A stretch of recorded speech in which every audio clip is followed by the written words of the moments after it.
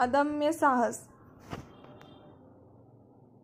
हम अपने भीतर एक प्रकार का विजय भाव जागृत करना होगा, एक ऐसा भाव जो इस धराधाम पर हमारा समुचित स्थान हमें दिलाए, एक ऐसा भाव जो इस बात को मान्यता दे कि हम एक महासभ्यता के उत्तराधिकारी होने के नाते हम इस धरती पर समुचित स्थान प्राप्त करने के हकदार हैं।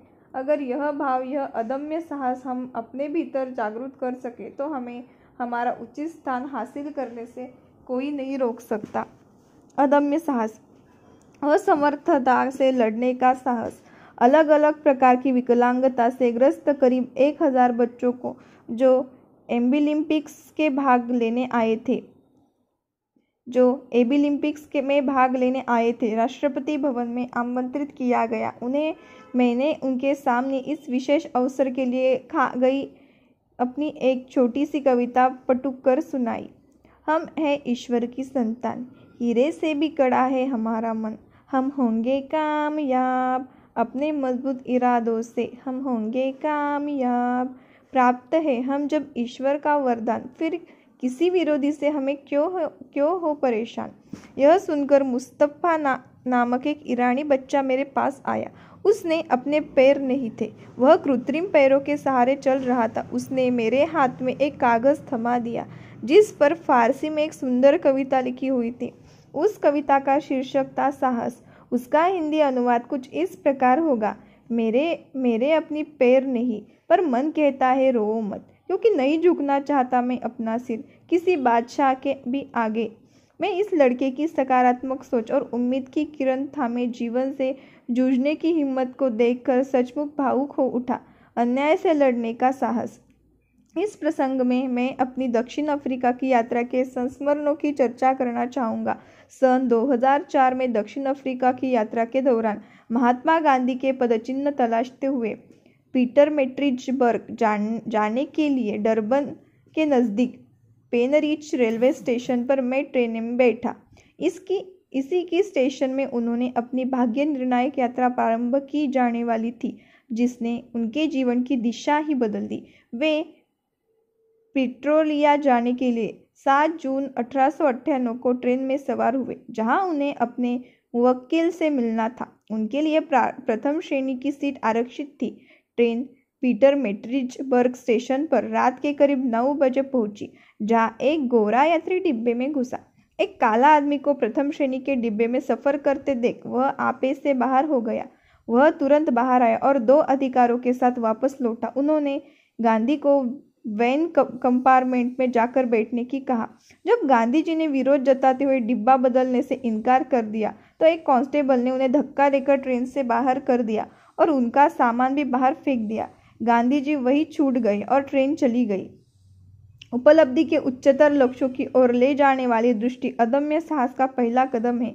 गांधी जी को मजबूरीवश प्रतीक्षालय में रात गुजारनी पड़ी। उस रात हड्डियों तक को कंपा देने वाली ठंड पड़ रही थी। हालांकि उनके सामान में ओवरकोट भी था, फिर भी दोबारा अपमानित न होना पड़े इस भय से उन्होंने ओवरकोट नहीं पहना। गांधी जी के मन में भारत लौटने का विचार आया, किंतु उन्होंने सोचा कि ऐसा करना कायरता होगी। उन्होंने वहीं रुककर नस्लीय भेदभाव के अभिशाप से संघर्ष करने का संकल्प लिया। इस घटना ने गांधी जी के जीवन की दिशा ही मोड़ दी। उन्होंने कहा, मैंने अपनी सक्रिय अहिंसा का आरंभ उसी दिन किया। गांधी जी ने जिस ट्रेन और जिस डिब्बे में यात्रा की थी, मैंने भी ठीक उसी जैसी ट्रेन और उसी जैसे डिब्बे में यात्रा की। जब मैं पीटरमेट्रिजबर्ग स्टेशन पर उतरा तो देखा कि जिस स्थान पर गांधी जी को धक्के देकर ट्रेन के डिब्बे से बाहर फेंका था, वहाँ एक स्मृति पट्टिका लगी हुई है। उस पट्टिका पर यह शब्द अंकित है, इस पट्टिका के स्थान पर 7 जून 1898 की रात M.K. गांधी को प्रथम श्रेणी डिब्बे से उतार दिया गया था। इस घटना ने गांधी जी के जीवन को दिशा ही बदल दी। यहीं से उन्होंने नस्लीय भेदभाव के विरुद्ध संघर्ष छेड़ा और इसी दिन से उनके जीवन में सक्रिय अहिंसा की शुरुआत हुई। अदम्य साहस का दूसरा कदम है किसी लक्ष्य या ध्येय को पूरा करने के रास्ते में आने वाली सभी बाधाओं पर विजय पाने की क्षमता। अदम्य साहस। मैं अपने दक्षिण अफ्रीका यात्रा के दौरान डॉक्टर नेल्सन मंडेला से मिला। दक्षिण अफ्रीका को स्वातंत्र्य दिलाने में डॉक्टर नेल्सन मंडेला की अहम भूमिका रही। उनमें 2 प्रेरणादायक गुण हैं, अदम्य साहस और क्षमाशीलता। दक्षिण अफ्रीका का केप टाउन शहर अपने टेबल पर्वत शिखर के लिए मशहूर है। उसकी 3 चोटियां हैं, टेबल पीक, डेविल पीक और फेक पीक। दिन में इन चोटियों के बीच का नज़ारा बड़ा ही सुहावना होता है। कभी काले बादल तो कभी उजले बादल इन चोटियों को चूमते रहते हैं। टेबल माउंटेन अटलांटिक महासागर के बहुत ही करीब है। केप टाउन से रोबन आइलैंड की यात्रा हमने हेलीकॉप्टर से की। जब हम रोबन आइलैंड पहुंचे तो महासागर के गर्जन को छोड़कर पूरा द्वीप खामोशी की चादर से लिपटा हुआ था। उस खामोशी को महसूस कर एक विचार मन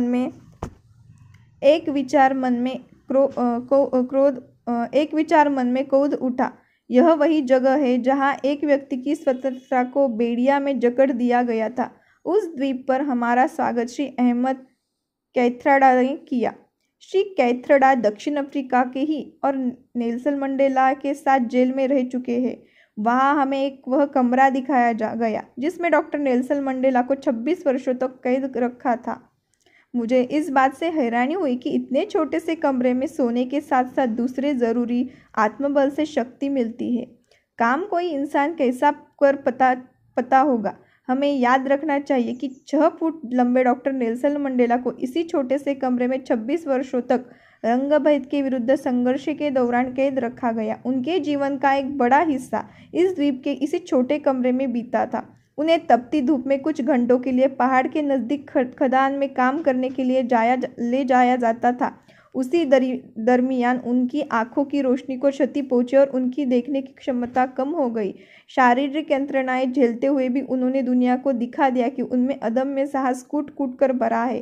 कैद के दौरान ही उन्होंने बड़े ही बारीक अक्षरों में आज़ादी के बारे में एक किताब लिखी। रात में जब जेल के वार्डन सोने चले जाया करते थे तो वह यह किताब लिखते थे। अंत में बारीक अक्षरों में लिखी गई वह किताब a long walk to freedom के नाम से प्रकाशित हुई और दुनिया भर में प्रसिद्ध हुई।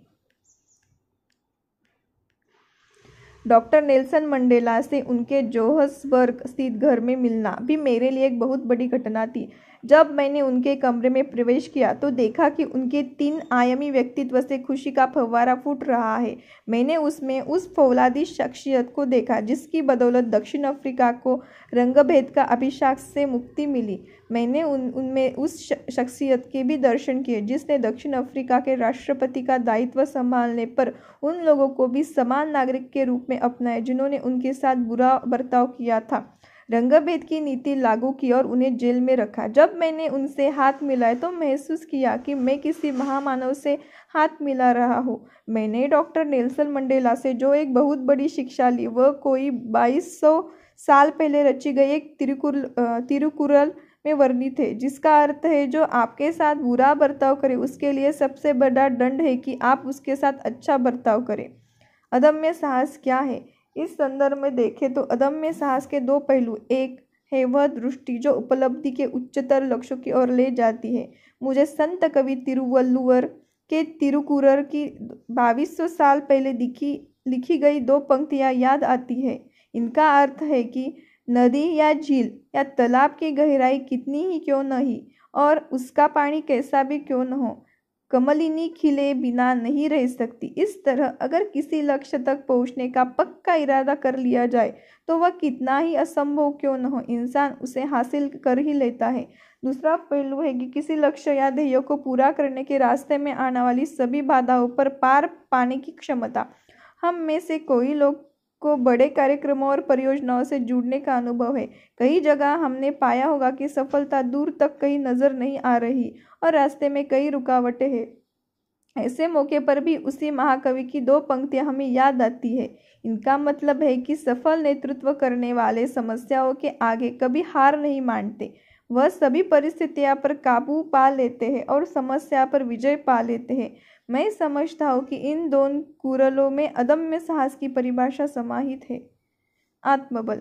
मैं अपनी बुल्गारिया यात्रा के दौरान वहाँ की राष्ट्रीय कला दीर्घा भी गया, जहाँ मैंने अधिकांशतः बुल्गारियाई कलाकारों की बनाई कलाकृतियों की एक प्रदर्शनी देखी। उसमें बुल्गारियाई कलाकार जाल्जू बोजादीजेव के जन्मदिवस के उपलक्ष्य में उनकी कलाकृतियाँ भी प्रदर्शित की गई थी। उनका दायां हाथ लकवाग्रस्त हो जाने के बाद बाएं हाथ से बनाई गई उनकी कलाकृतियों सहित सैकड़ों अन्य कलाकृतियों देखकर मैं बेहद प्रभावित और प्रेरित हुआ। अपने अंदर छिपे अदम्य साहस के कारण वे बाएं हाथ से भी कलाकृतियां बना सके। इससे मुझे आभास हुआ, शारीरिक अक्षमता के कारण रचनात्मक प्रतिभा दब नहीं सकती, क्योंकि इंसान को शक्ति तो उसे आत्मबल से ही मिलती। इसकी प्रेरणा से इंसान अपनी जिंदगी का लक्ष्य पूरा करने के लिए आगे बढ़ता है। विकलांगता का भाव तो इंसान के दिमाग में होता है। निर्मल और तेजस्वी दिमाग वाला व्यक्ति एक मूल्यवान नागरिक होता है, भले वह शारीरिक रूप से विकलांग हो। विकलांग व्यक्ति के जीवन में अदम्य साहस भरकर उसे खुशहाल बनाया जा सकता है। दुनिया आपको किस बात के लिए याद करेगी? मैं अपने मिलने आने वाले के सामने अक्सर दो प्रश्न रखता हूँ। आपने जिंदगी में अभी तक क्या सीखा? आप किस बात के लिए याद रखे जाएंगे? HIV/AIDS प्रभावित लोगों के भारतीय नेटवर्क के लिए राष्ट्रीय अधिवक्तृत्व अधिकारी के रूप में काम करने वाली HIV/AIDS से ग्रस्त श्रीमती आशा रामैया ने इन दो प्रश्नों का बड़ा ही मार्मिक उत्तर दिया। मेरे जीवन में सीखने का असली दौर तब शुरू हुआ जब मुझे पता चला कि मैं HIV/AIDS रुग्ण से ग्रस्त हूँ और मुझे जिंदगी सच्चाई से रूबरू होना पड़ा। मेरे पति के परिवार ने मुझे अपने घर से निकाल दिया, यहाँ तक मेरे पिता ने भी मुझे अपने घर से मुझे निकाल जाने के लिए कहा। मेरी देश में कई ऐसी परित्यक्ता औरत की तरह थी जिससे अकेले जिंदगी का सामना करने के लिए छोड़ दिया गया हो, पेड़ से गिरे किसी ऐसे पत्ते की तरह जो हवा के झोंके के साथ उड़ते रहने की अभिशप्त होता है। सबसे पहले तो मेरे सामने अपने अस्तित्व को बचाने की चुनौती थी। इसका श्रेय मेरे अंदर के नारीत्व को जाता है, जिसके सहारे मैं इसे सदमे को पचा सकी और घर से बाहर निकल जाने के आघात से उबर सकी। मैंने महसूस किया, भारत में HIV/AIDS से प्रभावित दूसरे इंसानों की जिंदगी में बदलाव अपनी लगातार की कोशिश और साथ रहने वाले HIV पीड़ित लोगों के सहयोग से न सिर्फ मुझे समाज ने स्वीकार कर लिया, बल्कि उच्च पदों पर कार्यरत लोग भी विभिन्न मुद्दों पर मेरे पास विचार, मार्गदर्शन और सलाह के लिए आते हैं। मेरे माता पिता को गर्व है कि मैं बहुत से लोगों के लिए प्रेरणा का स्रोत बन गई। परिवार और साथियों की मदद से मैंने एक HIV प्रभावित व्यक्ति से शादी की। मेरा पति ने मेरा हौसला बढ़ाया कि अन्य HIV पीड़ित लोगों की जिंदगी में खुशहाली लाने के लिए मैं काम कर रही हूँ। राष्ट्र के इतिहास में अपने एक परपृष्ठ की रचना के लिए आप याद किए जाएंगे। जब हमने एक बच्चा पैदा करने का निर्णय लिया तो मुझे एहसास हुआ कि अनिश्चितता के भंवर में फैसला के कारण कितना कठिन होता है। यह बिल्कुल अनजान राहों पर कदम बढ़ाने जैसा था। मन में आशंका रहती थी कि अब क्या पता बच्चा भी HIV प्रभावित हो जाए, बच्चे को HIV न हो। इसके लिए हमने सभी प्रकार के चिकित्सा निर्देशों का पालन किया। आखिरकार हमें सफलता मिली। कई सालों का इंतजार करने के बाद यह साबित हो गया कि हमारा बच्चा HIV संक्रमित नहीं है। अब आगामी 20 साल के लिए अपने बच्चे के भविष्य की योजना बनाने की जिम्मेदारी हमारे ऊपर है। बच्चे की शिक्षा, सुरक्षा, भविष्य सुनिश्चित करने अपने माता पिता होने के दायित्व का पालन करते हुए हम अपनी जिंदगी के अनमोल क्षण का उपयोग कर सके हैं। हमने जाना कि सपने वैसे ही सोच नहीं हो जाते, बल्कि सपनों के अनुसार हमें खुद को ढालना पड़ता है और भावी खतरे को जानते हुए जिम्मेदारी भी निभानी पड़ती है, तभी सपने सच होते हैं। आपको खुद अपन निर्माण करना है और जिंदगी को संवारना है। मैंने जिंदगी का सामना करने के लिए जिस हिम्मत से काम लिया और संघर्ष के दौरान मुझे जो आशा की किरण दिखाई दी, उसे लोगों में फैलाने के कारण मैं देश भर के HIV/AIDS पीड़ित लोगों को अपने परिवार और सगे संबंधियों के बीच की जाऊंगी। आशा ने सिर्फ हिम्मत से रोग का मुकाबला किया, बल्कि माता पिता, पति और समाज ने उसके चेहरे पर जो कालिक पोत दी थी, उसे भी उसने बहादुरी से ढो डाला। इसे ही मैं कहता हूँ अदम्य साहस। किसी बात के लिए दुनिया में याद किए जाने की तमन्ना आपके दिल में है क्या? आपकी कामना है कि लोग आपकी PhD की थीसिस के लिए आपको याद रखेंगे, या फिर आपकी ख्वाहिश है कि अपनी नए सोच के लिए लोगों की स्मृति आपकी जगह बनी रहे? आपको खुद अपना निर्माण करना है और जिंदगी को संवारना है। आपको अपनी ख्वाहिश एक पृष्ठ पर दर्ज कर देनी चाहिए। हो सकता है वह पृष्ठ मानव इतिहास का बहुत महत्वपूर्ण पृष्ठ बन जाए और राष्ट्र के इतिहास में उसी एक पृष्ठ की रचना के लिए आप याद किए जाए। उस पृष्ठ पर कोई आविष्कार अंकित हो, या कोई नए सोच या खोज, या फिर वह अन्याय के विरुद्ध संघर्ष का घोषणा पत्र हो। अदम्य साहस जगाइए। मैं युवाओं और युवतियों से कहना चाहूँगा कि आप निराश न हो और हिम्मत न हारें। सफलता सिर्फ सामने आए काम को हिम्मत के साथ पूरा करने से ही मिल सकती है। बिना किसी विवाद में पड़े हुए मैं दृढ़तापूर्वक यह कह सकता हूँ कि भारतीयों की मेधा किसी ट्यूटोनिक, नॉर्डिक या एंग्लो सेक्सन व्यक्ति से काम प्रखर नहीं। हमें सिर्फ हिम्मत की कमी है, हमें वह जज्बा नहीं जिसके सहारे इंसान कहाँ पहुँच जाता है। जैसा मैं महसूस करता हूँ, हम भारतीयों में हीन भावना घर कर गई है। मेरी नज़र में आए भारत की सबसे बड़ी आवश्यकता हौसला पस्त करने वाले इस भाव को ही मिटा देने की है। ये शब्द नोबेल पुरस्कार प्राप्त भारतीय वैज्ञानिक सर सी.वी. रमन के हैं, जो उन्होंने 1969 में 82 वर्ष की उम्र में युवा स्नातकों के सम्मेलन में कहे थे। विकलांगता का भाव इंसान के दिमाग में होता है। किस प्रकार अदम्य साहस में से सफलता पाने और इस दुनिया को खुशहाली तथा शांति के सवार्थ में बदल देने की ताकत मिलती है, इस बात को गुरुदेव रविंद्रनाथ टैगोर की इस कविता में बड़े ही मार्मिक रूप से प्रस्तुत किया गया है।